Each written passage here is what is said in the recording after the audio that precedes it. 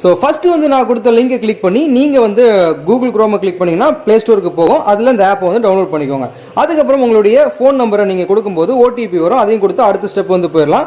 அப்போ அதில் digital gold அப்படின்ட்டு இருக்கும், நிறைய இருக்கும். அதில் டிஜிட்டல் கோல்டு அப்படின்ட்டு இருக்கும். அதை கிளிக் பண்ணிவிட்டு நீங்கள் ஒரு 10 ரூபா அது ஆட்டோமேட்டிக்காக செலக்ட் ஆகிருக்கும். அந்த 10 ரூபா நீங்கள் ப்ரொசீட் டு பை அப்படின்னு கொடுக்கும்போது உங்களுக்கு கேஒய்சி அதாவது உங்கள் பேன் கார்டை பற்றி டீட்டெயில் வந்து கேட்பாங்க.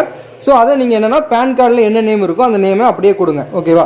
அதேமாதிரி பேன் கார்டில் நம்பர் சென்டரில் இருக்கும் பார்த்தீங்களா, அதை நீங்கள் கொடுக்கணும்.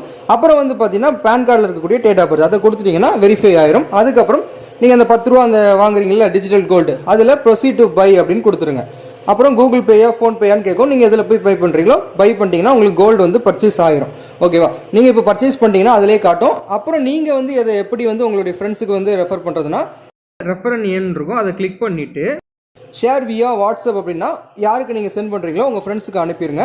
அதுக்கப்புறம் உங்கள் ஃப்ரெண்ட்ஸை அந்த லிங்கை கிளிக் பண்ணி டவுன்லோட் பண்ண சொல்லிட்டிங்கன்னா ஆட்டோமேட்டிக்காக உங்களுக்கு அந்த மை ரிவார்ட்ஸ் அப்படின்ற ஒரு இது இடத்துல உங்களுக்கு 100 ரூபா ப்ராசஸிங் அப்படின்னு காட்டும்.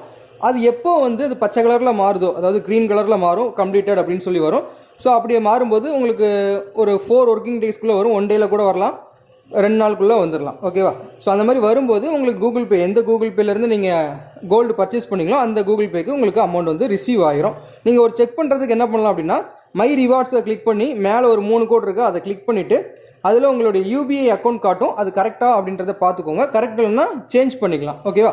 சேஞ்ச் பண்ணிங்கன்னா உங்களுக்கு அமௌண்ட் வந்து வந்துடும். இவ்வளோ தான். ஓகேவா? ஸோ இந்த நீங்கள் பர்ச்சேஸ் பண்ண கோல்டை எப்படி வந்து சேல் பண்ணுறது அப்படின்னா நீங்கள் டிஜிட்டல் கோல்டை கிளிக் பண்ணுங்கள். மேலே நீங்கள் பர்ச்சேஸ் பண்ணுறது வருதா, அதில் கீழே வந்து பார்த்தீங்கன்னா கீழே நீங்கள் அப்படியே இழுத்து பார்த்தீங்கன்னா செல் கோல்டு அப்படின்னு இருக்கும். அந்த செல் கோல்டை கிளிக் பண்ணிவிட்டு உங்ககிட்ட எவ்வளோ கோல்டு இருக்குது அப்படின்னு மேலே காட்டும்.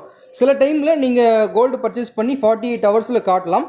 சில டைமில் உடனே கூட காட்டும், நீங்கள் உடனே கூட சேல் பண்ணிக்கலாம். ஸோ உடனே போயிட்டு அதில் 10 ரூபா நீங்கள் இன்வெஸ்ட்மெண்ட் பண்ணியிருப்பீங்க, உங்களுக்கு 15 ரூபாவா அவங்க 5 ரூபா எக்ஸ்ட்ரா உங்களுக்கு கிடச்சிருக்கும். ஸோ அந்த 15 ரூபாவை நீங்கள் உடனே கூட வித்ட்ரா வந்து பண்ணிக்கலாம். ஓகேவா?